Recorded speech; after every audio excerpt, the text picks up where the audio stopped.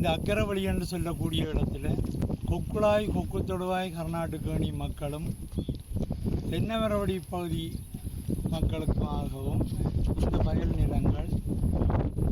இந்த வயல் நிலங்கள் மிகவும் செழிப்பான, குறிப்பிட்டு பேர் சொல்லக்கூடிய அளவுக்கு செழிப்பான இடங்கள். இந்த இடங்களில் இப்போ நான் அக்கரவழியில் தான் நிற்கிறேன். இந்த விவசாய அமைப்புகள் என்ற கோரிக்கைக்கு அமைய இன்றைக்கு உடனே வந்து இந்த இவ்விடத்துக்கு வாரதுக்கே நாங்கள் பட்ட பாடு. கொக்குளாயில் வந்து புளியமனையிலிருந்து போட்டால் வந்து பிறகு அதுக்கிஞ்சால போட்டால் இறங்கி பிறகு இந்த பாதைகளில் டிராக்டரில் வந்து இப்படியாக நிற்கிறோம். இந்த விவசாயிகள் இன்னும் சாப்பிடவும் இல்லை. மத்தியானம் இந்த நெல்லை எப்படியாவது சேர்க்கலாம், தங்களுடைய அறுவடையின் கீழ் விதைக்க வெளிவந்த இந்த நெல்லை சேர்க்கலாம் என்ற எண்ணத்தோடு பார்த்து அழுது கொண்டிருக்குதுகள்.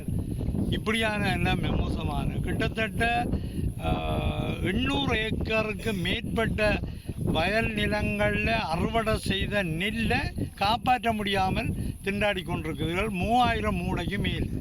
இங்கே நாங்கள் பார்க்க இது அக்கரவழி இறுதி இடம். பார்க்க அங்கங்கே எல்லாம் குவிச்சபடி அப்படியே நெல்லுகள் நனைஞ்சபடியும் அது 6 நாள் 5-6 நாள் என்றால் அது முழுக்க அழிவு தான். இங்கே இந்த ரோட்டில் எல்லாம் கிடக்கு. எவ்வளவு நெல் 15 நாள் வெட்டி என்று சொல்லுவோம். 15 நாளாக இருந்து இந்த நெல்லை கொண்டு அப்புறப்படுத்தியெல்லாம் கிடக்கு. நாங்களும் கூட்டங்களில் நடுக இந்த விளாத்தியடி இறக்கம், இந்த பாலங்கள் இதுகளை போட்டு கொக்கு தொடுவாய் கோட்டக்கணியில் இருந்து அக்கரவழி வரைக்குமான இந்த பாதைகளை போட்டு கொடுங்கோ, இந்த விவசாயிகளுக்கான வசதியை செய்து கொடுங்கோன்னு கேட்டு கேட்டு கேட்டு கேட்டு களைச்சி போனோம். ஆனாலும் இந்த முறை உண்மையில் இந்த 2 இடங்களுக்குமான பாதைக்குரிய நிதி ஒதுக்கீடுகள்லாம் செய்யப்பட்டிருக்கு. ஆனாலும் இன்றைக்கு இங்கே பாருங்க, அந்த பிளாத்தியடி பாலமண்டதை அங்கே நின்று பார்த்துட்டு தான் பாரோம். அதால் பாஞ்சு உடைச்சி கொண்டு பாஞ்சு தண்ணி ஓடுது.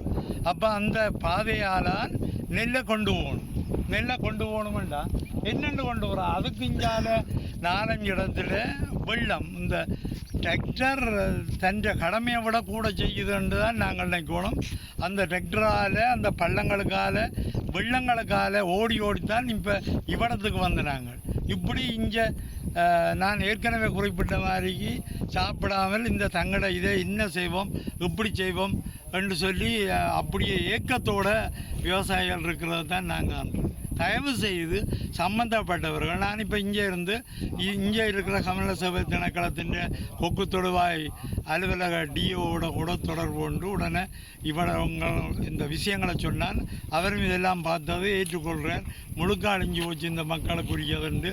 கிட்டத்தட்ட 200 விவசாயிகளுக்கு மேலே இதில் 800 ஏக்கர் நிலம் வந்தால் இந்த மாதிரி 600 ஏக்கர் கிட்ட இதில் வெட்டப்பட இருக்குது, நெல்லுகள் வெட்டப்பட இருக்குது. ஆனால் வெட்டினால் இப்போ நாங்கள் பார்க்குற இடத்துல இருந்தே கிடக்கிற அந்த நெல்லுகள் கொண்டு வர முடியாது, எல்லாம் சிக்கல். அப்போ அங்கே கெட்டடிகளில் பக்கத்தில் இருக்கிற இடங்கள்லாம் ஒரு மாட்டு இது இங்கே என்ன செய்கிறது, இவைக்கு என்ன வசதி? அதோட இந்த விவசாயிகள் தான் தங்களோட காசுகளை போட்டு ஆளாக போட்டு இந்த ஏக்கருக்கு இவ்வளோ தாங்கோ ரெண்டு போட்டு இந்த ரோட்டுகளை ஒரு அளவுக்கு செய்திருக்கு. இந்த ரோட்டு இப்போ அரசாங்கம் செய்த வேண்டி இல்லை, விவசாயிகள் செய்த ரோட்டு தான் இதில் இப்போ ஏற்கனவே செய்திருந்தால் அந்த ரோட்டு தடத்தில் இப்போ செய்து கொண்டிருக்கணும். இந்த மக்கள் படுற பாடு இவையெல்லாம் ஒரே தொழில் என்று சொன்னால் விவசாயம்தான். இந்த விவசாயம் இல்லை என்றால் இவங்களோட குடும்ப நிலைமை என்ன, வாழ்வாதாரம் என்ன? இந்த பிள்ளைகள் படிக்கிற இல்லையா? அந்த குடும்பத்தின் இந்த டிராக்டருக்கு ஒரு சின்ன ஒரு இயந்திரத்தை மாற்றணுமெண்டா, ஒரு பொருளை மாற்றணுமெண்டா கூட எங்கே போகிறது அவியல்? இப்படியான ஒரு போக்கில் எங்கட நிறைஞ்ச 3 இடம் கொக்குளாய், கொக்கு தொடுவாய், கர்நாடகணி கிராமம் 3, 6 ஜிஎஸ் பிரிவு. இங்கே இருக்கிற விவசாயிகள் தொழில் என்ன? கடல் தொழிலை செய்கிறார்கள். இதில் குறைஞ்சளவு ஆக்கலாம். விவசாயம் இதுகளில் இருக்கிற வயல் நிலங்களை தான் செய்து கொண்டிருக்கிறோம். இன்றைக்கு அபகரித்து கொண்டு வயல் நிலங்கள் இருக்கிற நேரத்தில் தென்னிலங்கையை சேர்ந்தவர்களால் அபகரித்து கொண்டு இருக்கிற நேரத்தில் எங்களோட நிலத்தை காப்பாற்றி கொண்டிருக்கிறது இந்த விவசாயம்.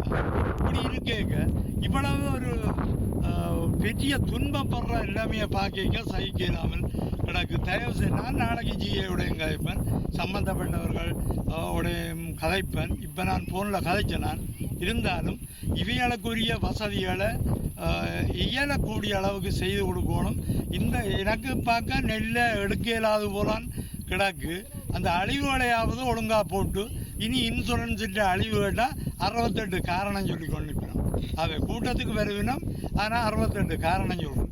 இங்கே வந்து பார்த்தா தான் தெரியும் அவைகளுக்கெல்லாம் இந்த விவசாயிகள் படுற வேதனைகள் ரெண்டாவது சொல்லி நான் சம்பந்தப்பட்ட இடங்களுக்கு கொண்டு போவேன். இந்த மக்களுக்கான உதவிகள் கிடைக்க வேண்டும் என்று சம்பந்தப்பட்டவர்களை கேட்டுக்கொள்வோம். மேலதிக செய்திகளுக்காக எமது யூடியூப் தளத்தை சப்ஸ்கிரைப் செய்யுங்கள்.